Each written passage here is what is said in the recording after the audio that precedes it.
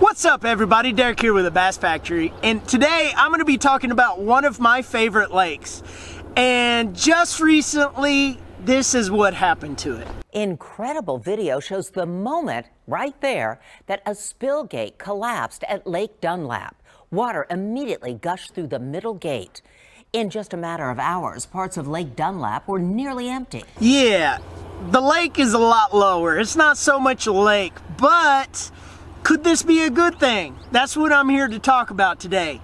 What we're going to be talking about today is going to be kind of controversial. It's going to be the back and forth, and a lot of you people that have been out on the lake, those recreational lakes during the summertime, you've come across this. Let me know some of your stories in the comments down below, because I know you've got to have some out there. And that has to do with fishermen on one side, and jet skis, and skiers, and wakeboarders, and all those people on the other.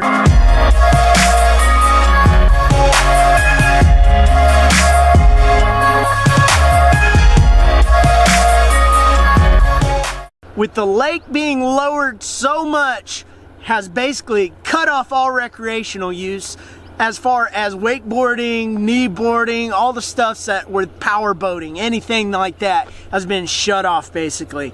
So these fish had lots of room to roam, and I don't think this is actually going to hurt the fishery. I don't think it's going to hurt it at all.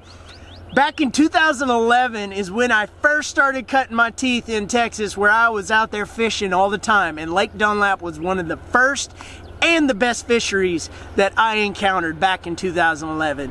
That's when I started YouTube. My channel, it's not this channel, but before I only had like 5 videos, but it was DERK 1844.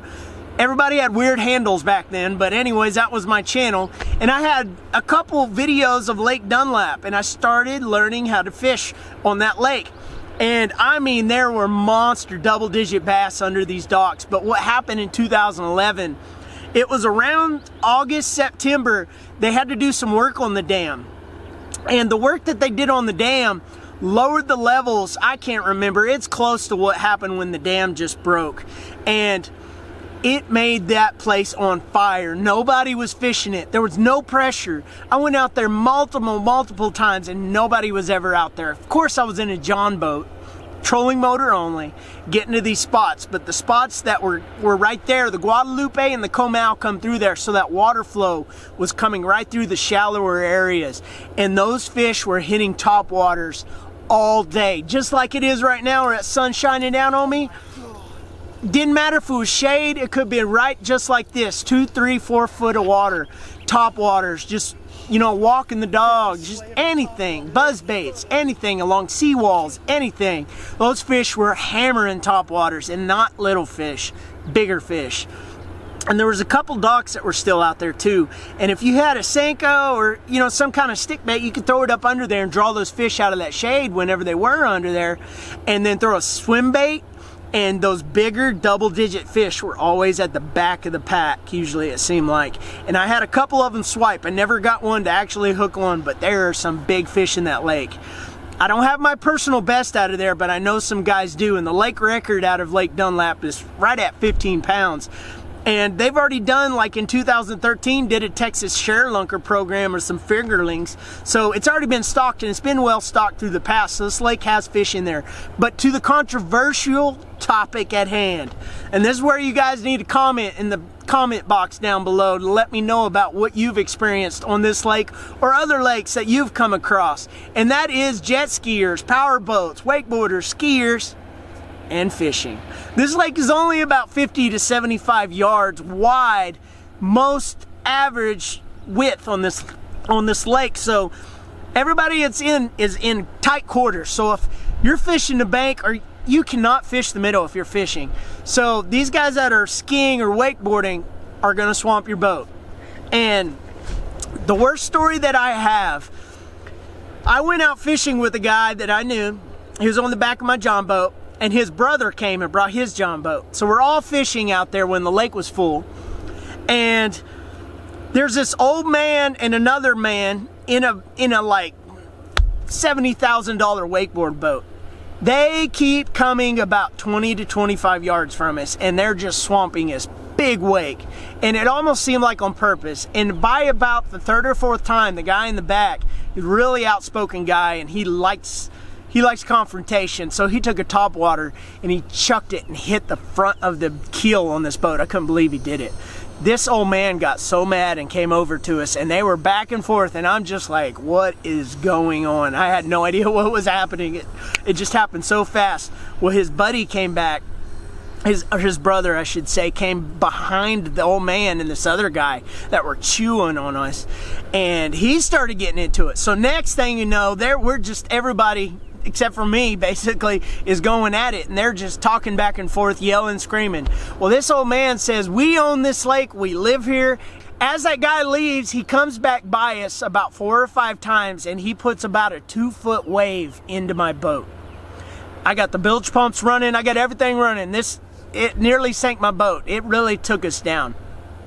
And I came back on another trip by myself, and he recognized me, and he did the exact same thing again. I was so mad. I didn't know what, but I was by myself, and he did the same thing and put about a 2-foot wave into my boat. He went about 10 yards from me as slow as he could, and one of those surfing wakes, came right over my boat, and he came right back and was laughing and pointing at me. I did nothing to call out for that.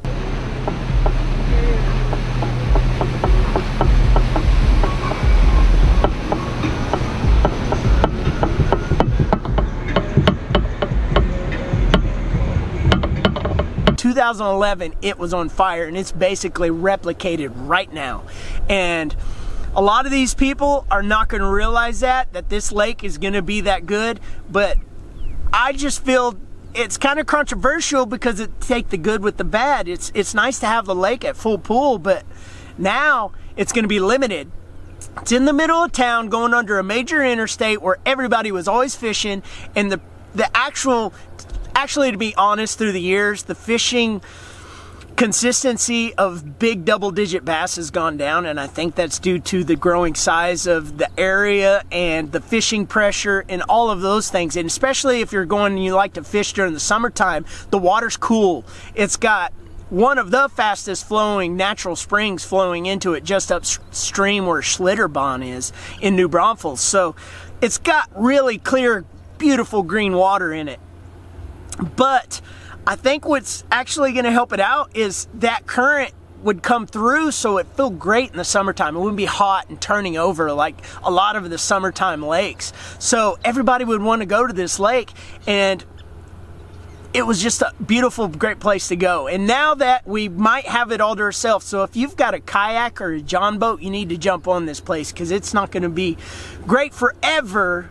But I do believe it's going to be around for quite a while. And the reasoning is because of the dam breaking itself, they're going to have a big issue at hand. They're proposing that it's going to cost about $15 to $35 million to fix it. Subscribe if you haven't already. Like this video if you liked it, and I'll see you guys in the next one.